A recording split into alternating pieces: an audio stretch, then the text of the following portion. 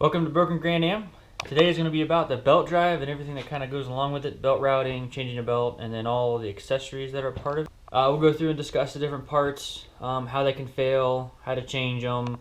I'll show you how to change some stuff. Other stuff will be from other videos. And then I'll show you changing a belt, because this isn't your everyday belt change on these cars. So let's jump into this one and we'll show you how it works.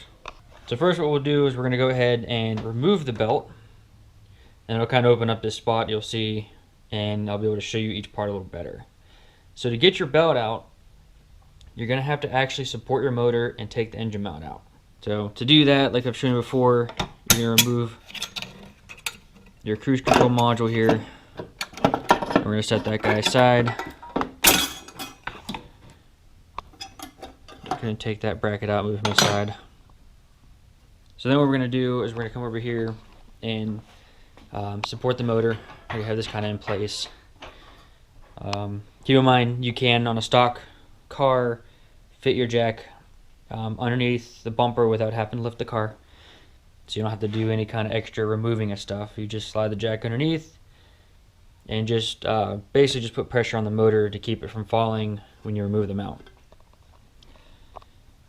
So my suggestion is take your 218s out, take the 215s out, and we'll go ahead and just remove them out completely, just to make room here today. And then we'll remove the belt. That's how quickly your mount comes out. So now we got a good look here as to all the components.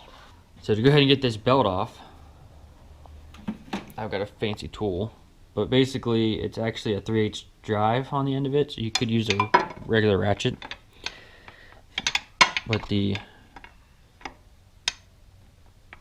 tensioner actually has a spot in there for it. So then what you're going to do is you're going to put pressure this way.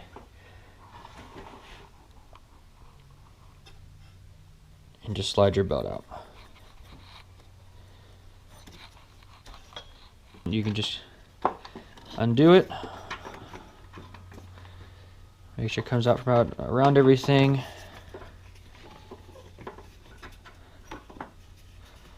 As you notice, see how it's kind of between the frame and the mount here. Undo that there. Out and around. And there you have your belt. So we'll set that aside for a moment.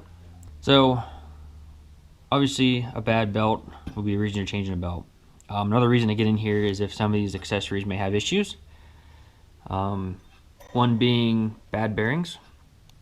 So that can happen in either the idler pulleys, that can actually happen in your tensioner pulley. Your alternator can actually have bad bearings, as you've seen in our charging and starting video.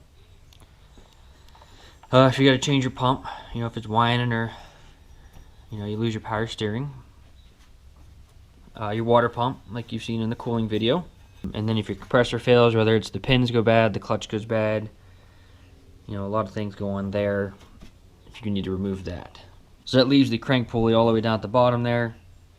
The only reason you need that off is either rebuilding the motor, obviously, or if the crank sensor goes bad that sits behind it. As you can see, it's right there. So you need to take that plate off to work with it. The alternator is pretty easy. It's two 15mm bolts and a 15mm nut, and then undo your wiring. Your idler pulleys are 15mm, both. You can get to both from up here. Your tensioner's also a 15. You can remove that independently. Your power steering pump is 3 13s that you kind of have to spin the pulley to get to. Now this is an aftermarket pulley. It's made of steel versus the factory plastic one that usually has a lot of play in it. That has smaller holes, but it's the same idea where you just kind of spin it to where you got to find it. That for sure, the mount has to come out for because they put a bolt just level with this mount here. The pulley is 4 10mm. The crank pulley is a 15. And then you would also need a pulley puller that grabs a pulley, and then a bolt kind of comes through the middle and it will draw that off. So that leaves the AC compressor, which is 3/15. It's kind of at an angle. If we get up under here and kind of show you here, that cover I was talking about. Go ahead and remove him again. So from under here you can see, so here's one of the main EC lines right here. So you've got 115 below, you've got 2 up top. I guess they kind of angled. A little tricky to get to, but it's not too bad getting out. And then there's also a spacer on top, so make sure you don't lose that. And then if you have to remove the compressor all the way, I won't go too much in detail, but the correct way is to actually have the system evacuated, as they say. Your local dealership or shop can do that, and then you would remove this 15mm here and take the line off, and then you can change your compressor freely. There is also one connector on it, as you saw from below. You know, if you hear grinding, screeching, you know, or if one of these things fails, that'd really be the only reason you're going to get into this. But I've seen people ask about the belt changing, and I figured I'd cover the rest while we're here. As far as putting the belt back on, like I said, follow your diagram.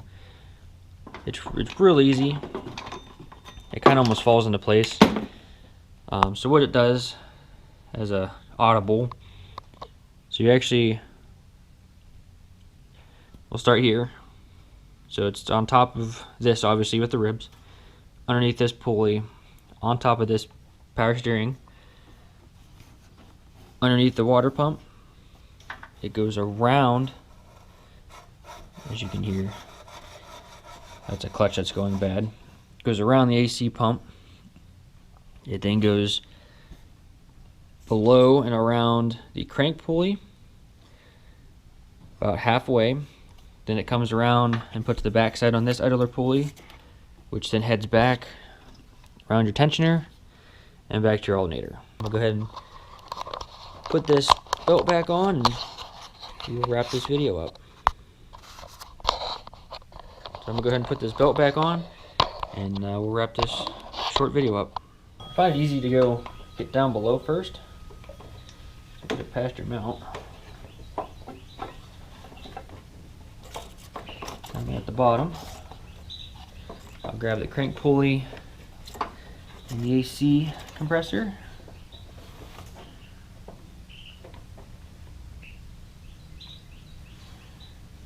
As you can see, it's kind of falling around the water pump already. I'll get it on the power steering pump. Kind of try to keep tension too, that way it doesn't fall off anything. So then we're going to come around, grab this guy around the crank pulley, we'll get him around that idler. Get the tricky parts done. And we'll feed it down back here. Over the alternator. And the tensioner. So it should sit here just fine. Went on the crank pulley all the way. There we are. There. So everything looks where it's supposed to be. And I find the best route here. So you see I left it off this idler. So I'm going to go ahead and relieve that tension again. I'm just going to push down kind of an angle and slide under that pulley and then release. So then you go ahead and double check. Make sure everything's where it needs to be. Now the ones where it's on the back side, it may be a little off. As soon as you start your car, it'll correct itself. So it's not a big deal if it's just a little off on these, idler pulleys or the water pump. But definitely make sure the ribs are completely seated in. And that's pretty much it for changing a belt. So since it's related and people have asked that I bring it up in a video, I'm going to show you guys AC bypasses. So basically if your compressor goes bad or you just want to delete AC, there's a couple routes you can go. One is just a straight up delete pulley, which goes right in place, and the other route is a shorter belt with a different idler pulley.